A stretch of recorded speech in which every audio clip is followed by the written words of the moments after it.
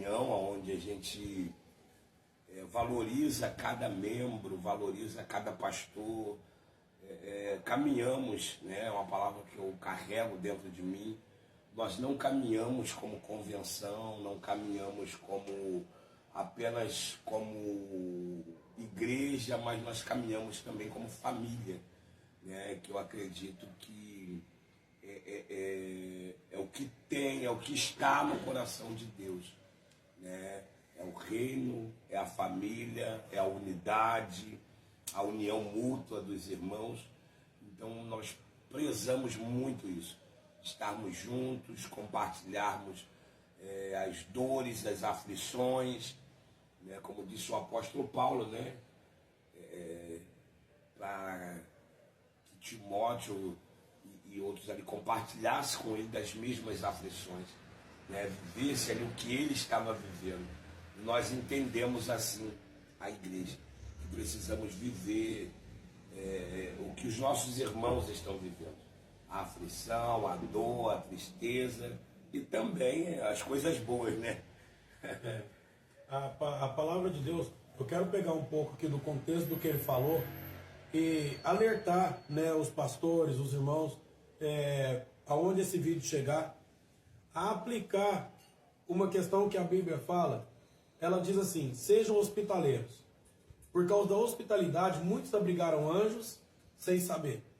Olha para você ver, é um conselho que a Bíblia dá no sentido de uma ação que em prol do outro, muitos por causa da hospitalidade, elas abrigaram anjos sem saber. Foi por causa da hospitalidade que eu recebi no Rio de Janeiro há quase 15 anos atrás, né, que automaticamente em cima disso muitas coisas aconteceram e frutificou. Então o resultado hoje da minha vinda no Rio de Janeiro, o resultado hoje do meu retorno no Rio de Janeiro, como um ministrador do Evangelho, como alguém que pode aconselhar, como alguém que pode cuidar, é porque antes houve alguém que cuidasse de mim, né? Ou seja, a gente entrega de fato o que a gente também recebeu. Isso é uma questão, a palavra de Deus fala sobre isso, né? Ele fala que nós amamos Ele porque Ele nos amou primeiro. Ele cuidou da gente primeiro, Ele nos acolheu primeiro, Ele nos recebeu com as nossas falhas, com os nossos defeitos, né? Com as nossas limitações. Então é importante a gente poder entender que a hospitalidade é fundamental. Quando fala da questão pastoral, quando fala da questão de ligação, de aliança, quando fala da questão de estar reunidos, né, no propósito de cuidar um do outro, é hospitalidade. É cuidado de fato. É chorar com os que choram, sorrir com os que sorriem, alegrar com os que se alegram. Então, o sentido a gente fala, o sentido de ser convenção, ou o sentido de estar ligado a um grupo pastoral, é no sentido exclusivo do cuidado. Tem que ser o sentido exclusivo do cuidado. A hospitalidade, né? Quantos pastores estão caminhando sozinhos, sem saber o que fazer, como solucionar tais problemas, e às vezes ali dentro de um grupo onde ele pode sentar, conversar, pedir conselho, chorar, né?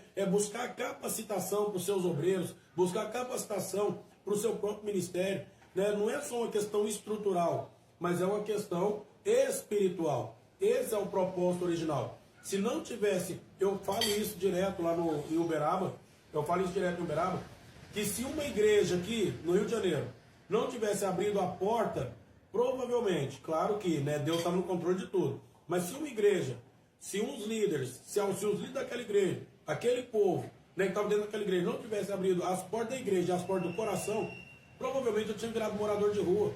Uma noite anterior, eu tinha dormido na rua. Eu dormi na praia, né? Então, provavelmente, se aquela situação se estendesse, claro que dentro da capacitação que Deus me deu, eu ia fazer de tudo para não viver aquilo. Mas a realidade era aquela. Então é importante a questão da hospitalidade e é importante a questão da comunhão, da conexão. O grande problema hoje não só, né, isso não é um problema evangélico, isso é um problema dentro da nossa sociedade, né, dentro da formação de hoje das pessoas, né, sobre o amor, sobre o carinho, sobre a hombridade, né, o caráter. É algo assim que, da onde eu vim, a minha família, foi uma família muito humilde, né, uma família assim, bem humilde, porém, uma família muito íntegra, né? Eu vim de um seio de uma família muito íntegra, uma família que era uma família que gostava e gosta até hoje de ajudar pessoas, mesmo a gente não tendo, né? Meu pai, minha mãe são pais de 12 filhos, né? 12 filhos, bastante gente, mas a nossa casa sempre se movimentou pessoas, sempre teve pessoas, sempre cuidamos de pessoas, quando não era da própria família, era amigos, então sempre tivemos esse ensinamento de acolher as pessoas, né, de ajudar as pessoas. E quando eu conheci o Evangelho, o que mais me impulsionou, né, dentro da visão do cristianismo foi o acolhimento, acolher pessoas, né? E é o que hoje nós sofremos a falta disso, né? Mas é um cumprimento da Bíblia, né? Que a própria palavra de Deus diz que chegaria um tempo, e eu creio que já estamos vivendo esse tempo, que o amor ele se esfriaria, né? Ele não se acabou, tá, gente? É bom a gente frisar isso, porque aquilo que esfriou a gente pode esquentar, pastor. Isso. Porque tem gente que se conforma, né, com devidas coisas. Ele lê na Bíblia e acha que aquilo é perpétuo, né? Bota aquilo como se não tivesse mais jeito. E tem. E tem. Porque a própria palavra diz que chegaria um tempo que o amor de muitos, não é todos. Vamos lá, é de muitos, mas não é todos. Esfriaria. Mas eu tenho que entender, ser sensível para entender que tudo aquilo que esfria pode ser quente novamente, sim ou não? Pode se esquentar novamente. Então, e quem tem essa incumbência?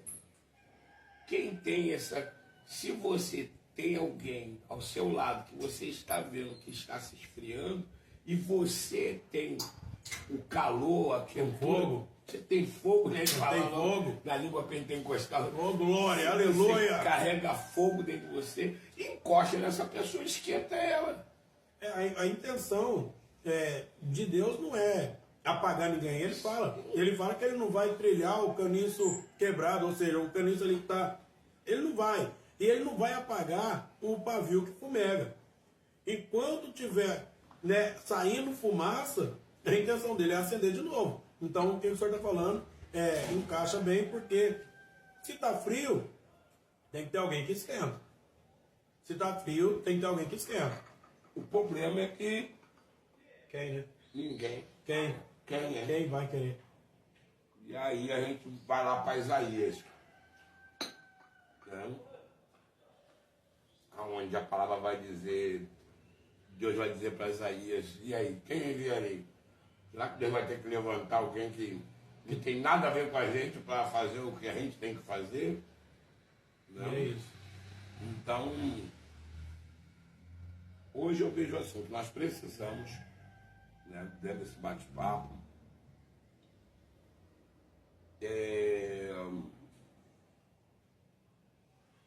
entender, né, os conceitos da Bíblia na sua plenitude, na sua luz. Não nos conformar, né, com muitas das vezes com aquilo que a gente não vê esperança, mas que Deus ainda não deu a palavra final.